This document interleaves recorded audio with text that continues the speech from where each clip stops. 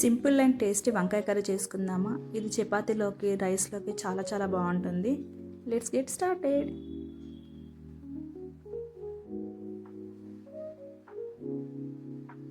ఇప్పుడు కడాయిలోకి కొంచెం ఆయిల్ తీసుకుందామండి.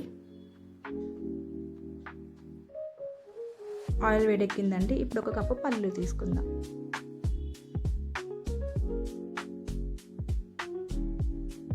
పల్లీలు వేయించుకున్నాక ఒక 3 పచ్చిమిరపకాయలు తీసుకొని ఇలా దూరగా వేయించుకోవాలి. వేయించుకున్న పల్లీలు, పచ్చిమిరపకాయలు ఒక మిక్సీ జార్లో తీసుకోవాలి. మృదువుగా గ్రైండ్ పట్టుకోవాలండి.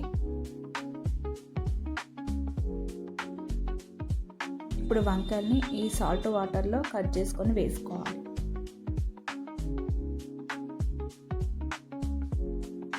బాండీలో 1.5 స్పూన్ ఆయిల్ వేస్తున్నాను. ఈ స్పూన్ తోటి కొంచెం ఆయిల్ ఎక్కువ ఉంటేనే బాగుంటుంది కర్రీలోకి. ఇప్పుడు పోపు దినుసులు వేసుకోవాలి.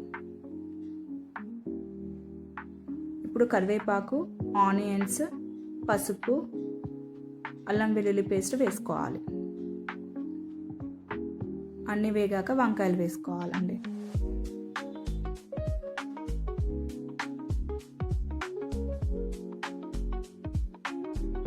టూ మినిట్స్ వంకాయలు వేగాక సాల్ట్ వేసుకుంటున్నాను. కట్ చేసుకున్న టమాటో వేస్తున్నాను. కొంచెం సేపు వంకాయలు మగ్గనివ్వాలి. ముందుగా తయారు చేసుకున్న పేస్ట్ వేసి తగినంత వాటర్ పోసుకోవాలి.